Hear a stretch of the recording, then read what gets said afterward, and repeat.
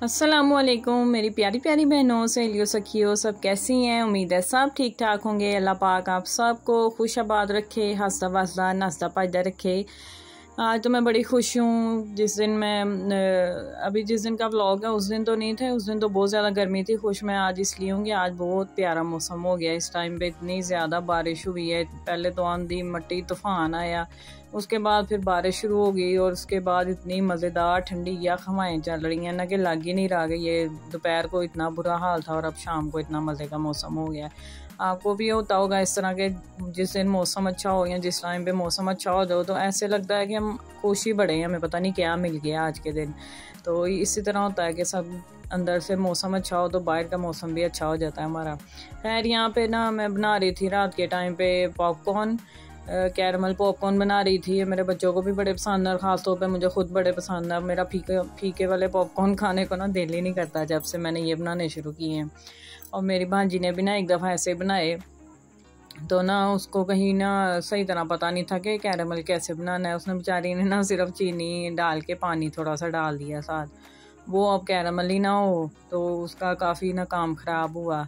लेकिन फिर मैंने उसको बताया कि सिर्फ चीनी डाल के ना तो उसको मेल्ट करना होता है। यहाँ पे खैर मैंने पहले पॉपकॉर्न बना लिए थे, पॉपकॉर्न बना के निकाल लिए। काफ़ी ज़्यादा ही बना लिए थे क्योंकि फिर बच्चे भी शौक़ से खा रहे होते हैं, हाथ ही नहीं रुक रहा होता जब तक पेट ना भर जाए। फिर इसके बाद मैंने उसी कढ़ाई में ना चीनी मैं थोड़ी लेती हूँ क्योंकि फिर पॉपकॉर्न बिल्कुल भी उससे कोट हो जाए ना तो वो भी मुझे इतने अच्छे नहीं लगते। थोड़ा थोड़ा बस कहीं कहीं हो ना तो मुझे फिर तब मज़ा आ रहा होता है। उससे ना क्रिस्पी भी बड़े हो जाते हैं क्रंची से। यहाँ पे मैंने फिर चीनी डाल के उसको मेल्ट करना शुरू कर दिया था हल्की आग पे। तो काफ़ी देर ही लग जाती है, इंतज़ार करते करते बंदा थक जाता है। पास खैर हो गया आहिस्ता आहिस्ता करके ना। इसको देखें इसका कलर चेंज हो रहा है। तो इसको बस ये होता है कि छोड़ के ना इधर उधर नहीं होना होता। चाहे बीच में हल्की मैं तेज़ भी कर लेती हूँ आग, लेकिन ये होता है कि जब बिल्कुल कैरमल होनी शुरू हो जाती है ना तो उसके बाद फिर इधर उधर नहीं होना होता। उसके बाद फिर बहुत जल्दी इसका कलर ना डार्क हो जाता है। यहाँ पे देखें इसका कलर लाइट गोल्डन सा हो गया हुआ है। इसके बाद थोड़ा सा और ये हो जाएगा ना तो उसके बाद मैं फिर ना इसमें मीठा सोडा डाल दूँगी। मीठा सोडा ना डालें ना तो वो अजीब से ना दांतों में फंसने वाले बन जाते हैं। तो मीठा सोडा डालने से ना, ये देखें मैंने थोड़ा सा डाला। यहाँ पे ना मेरा फ़ोन बहुत ज़्यादा गर्म हो गया था हीट के ऊपर ना, वीडियो बनाते बनाते इतना गर्म हो गया था कि उसकी फ़्लैश ही ऑफ हो गई थी। तो खैर मैंने फिर इस तरह ही बना लिया। मैंने कहा चले आप लोगों को थोड़ी बहुत समझ तो आ ही जाएगी। फिर इस तरह मैंने उसमें थोड़ा सा पिंच डाल के मीठा सोडा मिक्स किया और फिर आग बंद करके तो बस पॉपकॉर्न डाल के उसको अच्छी तरह मिक्स कर लिया। कढ़ाई उस हिसाब से छोटी पड़ गई थी, ज़्यादा पॉपकॉर्न थे तो इसलिए इतना ज़्यादा बहुत अच्छी तरह मिक्स नहीं हुए, लेकिन बने अच्छे थे। इसके बाद मैंने बनाते हुए ना पॉपकॉर्न थोड़ा सा नमक भी डाला था, उससे फिर ना सॉल्टी सा हल्का सा टेस्ट और साथ कैरमल का फ्लेवर बड़ा मज़े का बन जाता है। ये देखिए अभी नीचे से ना थोड़ा सा उसका इकट्ठा हुआ था ना कैरमल, तो यहाँ पे फिर वो अभी इतना ज़्यादा ठंडा नहीं हुआ था, थोड़ा गर्म ही था। बच्चों ने भी फिर ये कि मज़े से खाए। मैंने भी, बच्चों ने इस टाइम चादरें ली हुई हैं, हालांकि सर्दी नहीं लग रही थी, लेकिन ये ना मोमना ने चादरों के ऊपर पानी डाल के ना तो मुंतहा को भी दिया हुआ था और ख़ुद भी दोनों खुश हो रही थी कि हमें ठंडी ठंडी हवा लग रही है। उसके बाद ये अगले दिन का क्लिप है। तो बच्चे काफ़ी दिन से गए नहीं थे कहीं पे घूमने, तो गर्मी भी बहुत ज़्यादा थी, तो हम लोग ना फिर सेवर गए थे आइसक्रीम खाने के लिए। तो यहाँ पे फिर हम सेवर की तरफ जा रहे थे। रास्ते में चिंची में बैठे हुए थे और मैं जो ये अंकल थे ना चिंची वाले, इन्होंने और मैंने, ऐसे लग रहा था सूट का कलर एक जैसा। मैं माँ को कह रही थी अंकल का भी सूट मेरे जैसे कलर का है, मेरे सूट जैसा। खैर यहाँ से हम फिर बट कढ़ाई और बंदू खान से होते हुए यहाँ पे आ गए सेवर पे। यहाँ पे फिर बच्चों को ये कि हर चीज़ ही बहुत पसंद है यहाँ की। हमें खाना भी अच्छा होता है और मीठे में भी जो जो चीज़ें हैं ना, ब्राउनी होगी, मोल्टन लावा हो गया और आइसक्रीम वगैरह सादी, सारा कुछ ही मज़े का है। और रेट भी इनके बहुत रीज़नेबल है, सिटिंग वगैरह सुकून वाली है, अच्छा माहौल होता है। तो इस वजह से हम अक्सर ही यहाँ पे आ जाते हैं। हमारे घर के भी करीब है तो चिंची में आराम से हम आ जाते हैं, तो बड़ा आराम लगता है। अच्छी चीज़ कोई हो ना घर के पास तो बड़ा सुकून लगता है, आसानी रहती है, जब मर्ज़ी आ गए, जब मर्ज़ी प्रोग्राम बना के ना। खैर यहाँ पे फिर आ गए थे। हस्बैंड को थोड़ी बहुत भूख थी, उन्होंने फिर कहा कि मैं पुलाव खा लूँगा, आप लोग आइसक्रीम खा लेना। तो फिर उन्होंने सिर्फ अपने लिए पुलाव मंगवा लिया था, तो वो उन्होंने पुलाव खाया। यहाँ पे ना मुंतहा कह रही थी कि मुझे नीचे उतार दें, मैंने खुद सीटियाँ चढ़नी हैं। इसको भी ना बड़ा चस्का है चलाको मासी को बाहर आने का, और ख़ास तौर पे अब इसको सेवर का पता चल गया हुआ काफ़ी आने के बाद। तो ये इसको बस यही होता है कि सेवर फूड चलें। अपनी खाला को भी कहेगी, मामू भी आए होंगे ना तो उनको भी कहेगी कि सेवर फूड चलें। इसको पता कि वहाँ पे मज़ा आता है, हम आइसक्रीम वगैरह खाते हैं तो ये बड़ी खुश होती है। यहाँ पे भी देखें करारी लगी हुई थी उसके साथ, मोमना के साथ। उसको कह रही थी मेरे पास आके बैठ जाओ, तो वो कह रही थी मैं इधर बैठती हूँ, कहती नहीं मेरे पास आके बैठो। फिर वो कहने लगी अच्छा मैं अपनी ना चेयर इधर ले आती हूँ, तो फिर उसने ना इधर उसके पास चेयर रख ली और उसके पास बैठ गई, फिर खुश हो गई थी। इनका पुलाव मज़े का होता है, बिल्कुल घर वाला ही होता है। टेस्ट इस तरह नहीं लग रहा होता कि बाहर का है या बहुत स्पाइसी, ना बहुत ज़्यादा गर्म मसाले जैसे देगों के चावलों के होते हैं वो नहीं होते। इस वजह से ना हमें इनका पसंद है। और आइसक्रीम का भी मज़ेदार होता है, फ्लेवर भी, हर फ्लेवर ही मज़ेदार होता है इनका। ख़ास तौर पे मुझे ब्राउनी और लावा जो इनका है ना आइसक्रीम के साथ सर्व करते, वो दोनों चीज़ें बहुत पसंद हैं। मैंने और माँ ने फिर ब्राउनी मंगवाई थी और इन्होंने सिंपल आइसक्रीम मंगवाई थी।